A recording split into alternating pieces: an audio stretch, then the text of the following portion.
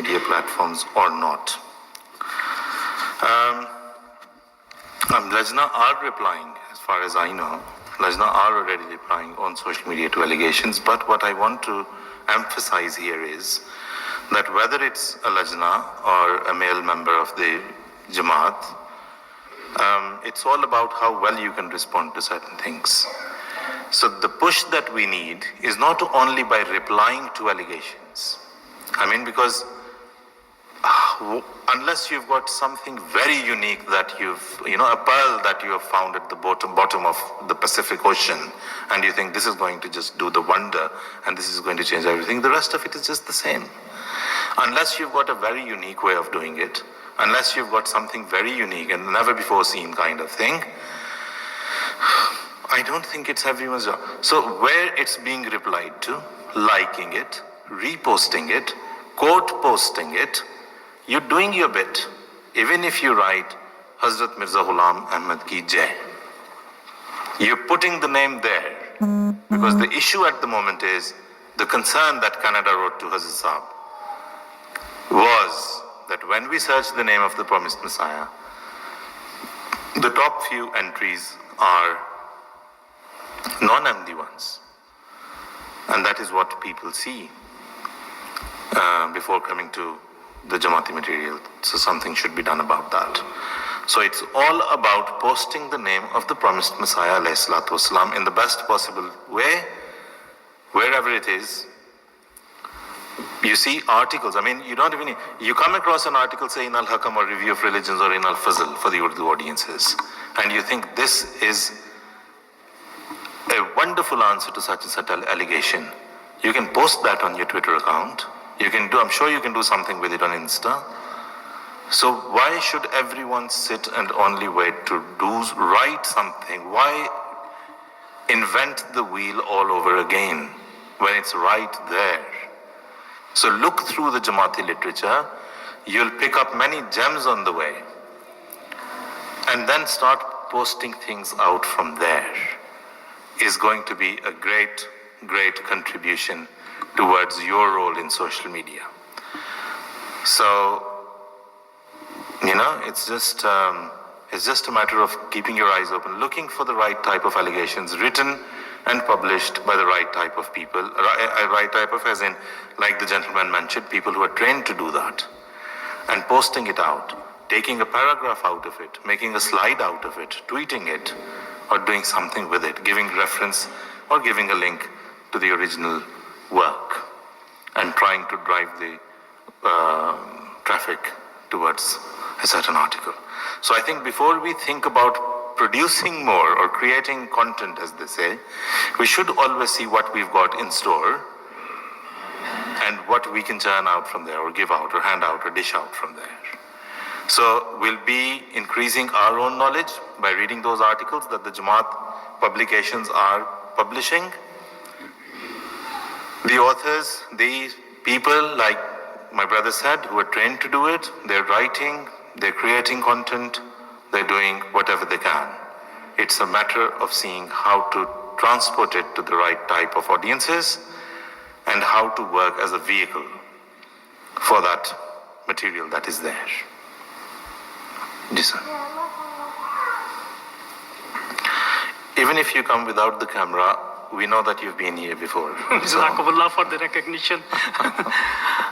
Respected Asif Sahib, it's a very powerful transition from an analog into the digital now.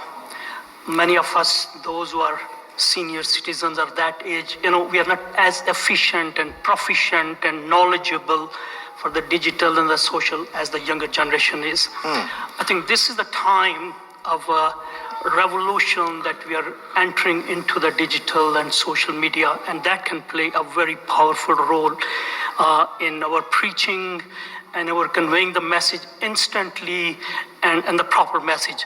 So I think based on this powerful knowledge, why not we should concentrate on this field the way we have refresher courses on many other secretaries. We should have a social media also, a group or a department or something that we can getting the message from the markers and instantly, yes, you distribute the flyers, yes, we go by home to home, we do it, that's another benefit.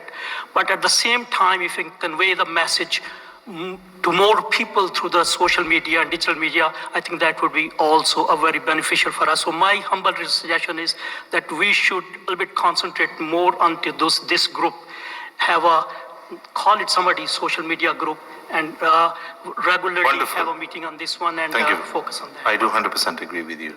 And if you really insist that you are a senior citizen, I have seen people your age being tech savvy as much as they want to.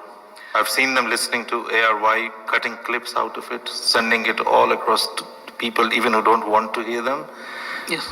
So they have gained that expertise in doing that. Now, we have learned a lot on this shura at least. All of us, we use the cells. Before we used to say, don't bring the cell inside, turn them off. This time, yes, you have to have a cell, Wonderful. And we used it, and very successfully we used But it. you didn't listen to ARY Yes, during those yes. proceedings, did you? Yes, and inshallah, Great. I'm saying that let us Jazakallah. educate ourselves. Wonderful. Thank you very much. I think it's a brilliant idea, and yes, there should be certain workshops, circles, where such training should happen. I'm sure the administration will take note of that.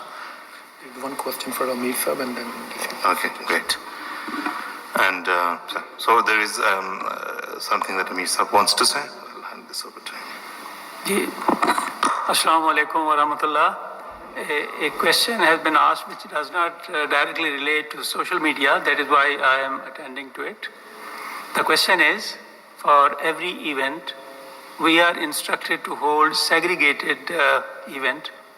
But when we have non-Ahmadi women guests and dignitaries, then why Ahmadi men shake hands with women? So first of all, segregation of males and females in our assemblies is an instruction of Islam. This is the guidance of our faith, how to conduct ourselves in social gatherings. Now, why some Ahmadis shake hands with women or female dignitaries? It is not because they are permitted by the Jamaat. Either they do it due to their ignorance, they don't know, or they forget. Sometimes their excuse is that when we are welcoming some women dignitaries, they extend their hands, and if at that time we do not shake hands, they would feel embarrassed, and they want to save them from that embarrassment. The solution for this is that Sayyidina Hazrat Khalifatul Masih Ayyadullah Ta'ala bin Asali guided us that whenever we have such events where there are non-Muslim ladies also, or non-Ahmadi ladies also, we should let them know that we do not, men do not shake hands with women. So if they know it in advance, they would not extend their hand. So the right